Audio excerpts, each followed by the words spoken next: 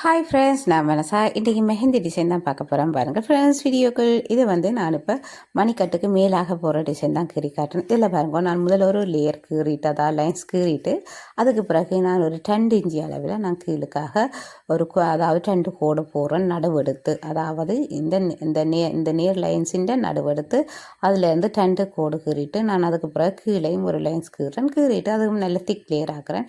இந்த திக் லேயர் ஆக்குறதுக்கு காரணம் நான் முதலே சொல்லியிருக்கிறேன். அதாவது நாங்கள் போடுற அந்த பேக்கு அதாவது டிசைன் நல்ல ஒரு கிளியராக நல்ல ஒரு நீட்டாக தெரிய வேணுமென்றதுக்காண்டி தான் நாங்கள் அதாவது திக் லேயர் ஆக்குறது. இதுதான் இதுக்கு காரணம்.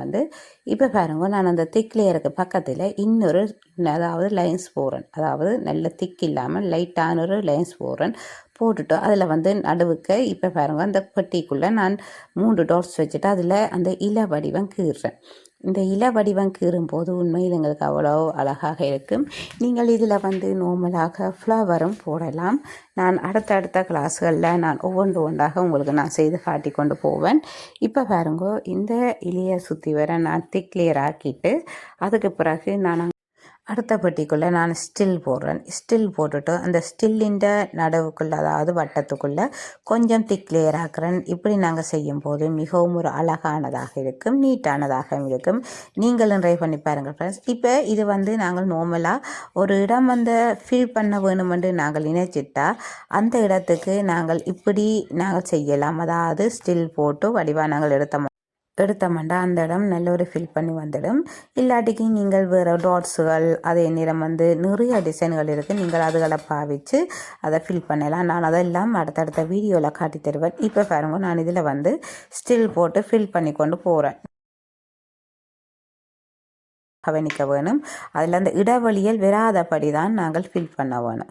இடைவெளியில் வந்துச்சேன்டா எங்களுக்கு வேறு டிசைன் மாதிரி இருக்கும். ஆனால் இடைவெளி வராமல் நாங்கள் எடுத்துட்டோம்டா நல்ல ஒரு நீட்டாக நல்ல ஒரு அழகாக இருக்கும். நீங்கள் இப்போ பாருங்க, நாங்கள் இந்த பட்டிக்கையும் நல்ல ஒரு நீட்டாக ஸ்டில் போட தொடங்கிட்டோம்.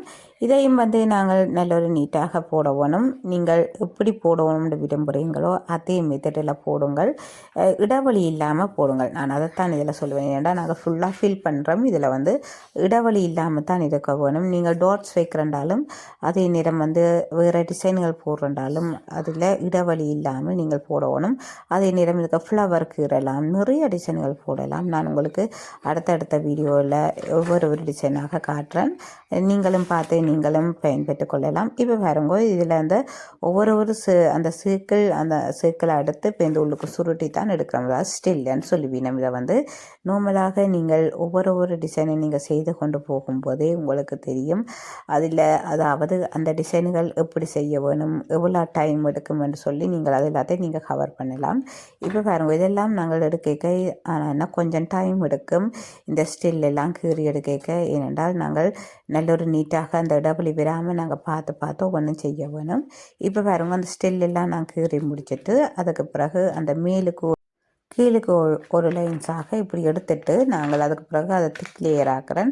இப்படி திக் லேயர் ஆக்கும்போது பாருங்கள், உங்களுக்கே விளங்கும். நாங்கள் தூரம் இருந்தாலும் அந்த டிசைன் நல்ல ஒரு எடுத்துக்காட்டாக நல்ல ஒரு நீட்டாக தெரியும். அதுக்காண்டி தான் இந்த திக் லேயர் நாங்கள் கொடுக்குறது. அதுக்கு பிறகு நான் தம் லைன் கொடுக்குறேன். தம் லைன் கொடுத்துட்டு நான் டாட்ஸ் போடுறேன். இந்த டாட்ஸும் மிகவும் ஒரு அழகானதாக இருக்கும். இந்த டாட்ஸ்லேயும் நிறைய வகைகள் இருக்குது. நீங்கள் ஒவ்வொரு வடிவாக நீங்கள் போடலாம். நான் அதெல்லாம் அடுத்தடுத்த வீடியோவில் நான் உங்களுக்கு காட்டி தருவேன். இதில் பாருங்க, நான் இனி கீழுக்கு போட்ட மாதிரி மேலுக்கு நான் போடணும். அதாவது தம் லைன் போட்டுட்டு அதுக்கு பிறகு டாட்ஸ் போடணும். இந்த தம் லைன் நாங்கள் கையை எடுத்து நார்மலாக போடலாம். நீங்கள் கையை எடுத்து போடும்போது கவனிக்க வேணும். அதாவது ஒரே அளவுக்கு ஈவனாக விட வேணும். அப்படி நீங்கள் கவனிச்சிட்டிங்கன்னா அது பெரிய விஷயம். ஏனென்றால் அதுதான் இதில் முக்கியமாக இருக்குது. நாங்கள் இப்போ ஒரு லைன்ஸ் போடுறோம்டா அதுக்கேற்ற மாதிரி அடுத்த லைன்ஸும் அதுக்கு நேராக விடணும். ஒரு பூ போட்டோம்டா அதுவும் நல்ல ஒரு நீட்டாக விடணும். இப்போ பூவின் இதழ் ஒரு பக்கம் கூடியும் ஒரு பக்கம் குறைஞ்சும் இல்லாமல் 2 பக்கமும் ஈவனாக விடணும். அதே மாதிரி தான் நீங்கள் இந்த லைன்ஸ் போடைக்க அதே நேரம் தம் லைன் கொடுக்க தம் லைன் எல்லாம் மிகவும் முக்கியம். நாங்கள் எல்லா பக்கமும் ஒரே ஈவனாக வார மாதிரி பார்க்க வேணும். அதே மாதிரி தான் பூ இதழ்களும் ஒரே ஈவனாக நல்ல ஒரு நீட்டாக இப்போ சின்னதாக பெருசாக அப்படி நல்ல ஒரு ஈவனாக நாங்கள் எடுக்கணும். இப்போ 2ம் கலந்து எடுக்கிறோண்டா அதுக்கேற்ற மாதிரி நாங்கள் பார்த்து எடுக்கணும். இப்போ பாருங்க, நான் இந்த இலைக்கு நடுவிலையும் நான் ஃபில் பண்ணி இருக்கிறேன். அதாவது இலை நடுவை விட்டுட்டு மிகுதியெல்லாம் நான் ஃபில் பண்ணி எடுக்கிறேன்.